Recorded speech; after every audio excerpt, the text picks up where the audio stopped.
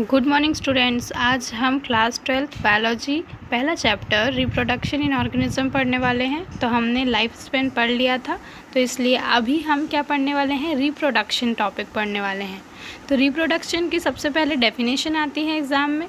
तो डेफिनेशन क्या है? It is defined as a biological process in which an organism give rise to a young ones similar to itself. मतलब ये क्या है? ये एक बायोलॉजिकल प्रोसेस है जिसमें एक ऑर्गेनिज्म एक नए यंग वन को प्रोड्यूस कर रहा है, यंग वंस को, ऑफस्प्रिंग को प्रोड्यूस कर रहा है जो कि उससे क्या है, सिमिलर है ना। तो ये अब क्या होगा, पेरेंट जो है वो ऑफस्प्रिंग प्रोड्यूस कर लिए, है ना, अराइज हो गए, ऑफस्प्रिंग अराइज हो गए। अब क्या करेंगे, ऑफस्प्रिंग जो है, बेबीज़ जो हैं वो क्या करेंगे, ग्रो होंगे, मैच्योर होंगे और फिर क्या करेंगे, न्यू ऑफस्प्रिंग रिप्रोड्यूस करने में कैपेबल होंगे। तो इस तरह पूरा लाइफ साइकिल चलते रहता है, बर्थ होता है, ग्रोथ होता है और फिर डेथ होता है। रिप्रोडक्शन क्यों ज़रूरी है? तो रिप्रोडक्शन के कारण क्या आता है, कंटिन्यूटी ऑफ स्पीशीज़ होती है, जनरेशन आफ्टर जनरेशन। मतलब रिप्रोडक्शन मेंटेन करता है कंटिन्यूटी को, किसी भी स्पीशीज़ की कंटिन्यूटी को।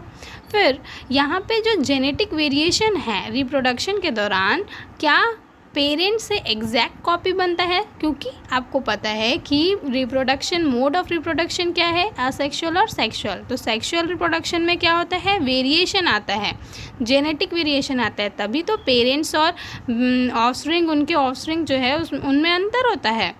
पेरेंट से एकदम एग्जैक्ट कॉपी है नहीं, थोड़ी तो वेरिएशन है ना। तो वही है, क्या है, there is a large diversity. अब ये क्या है, बायोलॉजिकल प्रोसेस है, तो इसमें कैसे मैकेनिज़्म बहुत सारे होते हैं, ठीक है। वो किस पे डिपेंड करेंगे, तो ऑर्गेनिज्म के हैबिटेट पे, उसके इंटरनल फिजियोलॉजी पे और कुछ अदर फैक्टर्स हैं जो लोग पूरी मतलब रिस्पॉन्सिबल हैं किसके लिए, रिप्रोड्यूस करने के लिए। हैबिटेट कैसा होगा, एनवायरनमेंट कैसा होगा, आप लोग इसमें क्या पढ़ोगे, सीजनल और कंटिन्यूस ब्रीडर यहाँ पे पढ़ना पड़ेगा, ठीक है। वो सब हम आगे पढ़ेंगे। अब हमने देख लिया कि रिप्रोडक्शन की डेफिनेशन क्या होती है, उसकी ज़रूरत क्या होती है, उसमें होता क्या है। जब हम रिप्रोडक्शन के बारे में बात करते हैं तो रिप्रोडक्शन जो है वो कितने टाइप की होती है, 2 टाइप की होती है। कौन कौन सी होती है? असेक्सुअल होती है और सेक्सुअल होती है, ठीक है। तो जब असेक्सुअल किसको बोलेंगे, जब कोई भी ऑफस्प्रिंग प्रोड्यूस होता है एक सिंगल पेरेंट से विथ और without the involvement of gamete formation, तब उस रिप्रोडक्शन को क्या कहते हैं हम, असेक्सुअल रिप्रोडक्शन।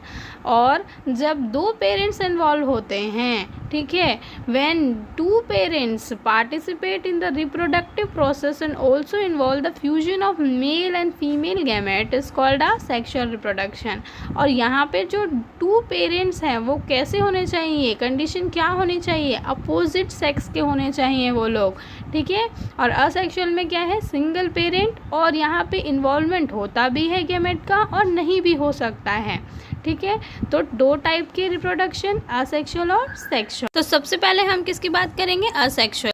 यहाँ पे ये जो भी नोट्स दिए जा रहे हैं उसको आपको कंप्लीट करना है, लिखना है, समझना है, पढ़ना है, क्योंकि आपके बुक में ये बहुत ही हौच पौच में दिया हुआ है। तो यहाँ पे क्लैरिफाई एक नोट्स की तो फॉर्म में मैं आपको प्रोवाइड कर रही हूँ। सो आप कंप्लीट करिए अपने कॉपी में। बढ़ते हुए सबसे पहले हम क्या देखेंगे, असेक्सुअल रिप्रोडक्शन को देखेंगे। असेक्सुअल रिप्रोडक्शन कैसा मेथड है, जहाँ पे एक सिंगल इंडिविजुअल या पेरेंट जो है वो कैपेबल है प्रोड्यूस करने में के लिए, ऑफस्प्रिंग प्रोड्यूस करने के लिए, ठीक है। और फिर क्या है, ये the offspring that are produce are not only identical to one other but are also exact copy of their parent and these offsprings are also genetically identical to each other. The term clone is use to describe सर्च morphologically and genetically similar individual. Exam में clone की definition आती है।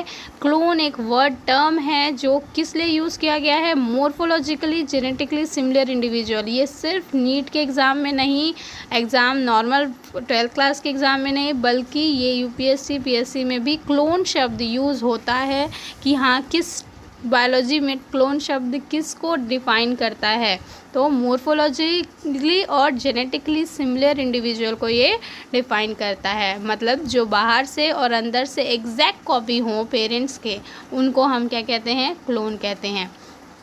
Asexual reproduction, अच्छा ये clone किस में होगा, असेक्सुअल रिप्रोडक्शन ऑर्गेनिज्म में ही। वो ऑर्गेनिज्म जो असेक्सुअल रिप्रोडक्शन शो कर रहे हैं उन्हीं में हो सकता है। क्यों? क्योंकि अगर सेक्सुअल में देखोगे तो सेक्सुअल में क्या है, वेरिएशन आता है, जो कि पॉसिबल ही नहीं है क्लोन ऑफस्प्रिंग होना, है ना। Asexual reproduction is a common among a single cell organism, किस में कॉमन है? सिंगल सेल ऑर्गेनिज्म में। And in a plants and animals with relatively simple organisation, जिनकी सिंपल ऑर्गेनाइजेशन होती है वहाँ पे ये असेक्सुअल रिप्रोडक्शन होता है, और कॉमनली किस में होता है? Single cell organism. वीडियो थोड़ा लंबा बन रहा है, इसलिए हम नेक्स्ट वीडियो में असेक्सुअल रिप्रोडक्शन कैसे कैसे होता है और किस में होता है इस चीज़ को पढ़ने वाले हैं। तो मिलते हैं नेक्स्ट वीडियो में। Thank you.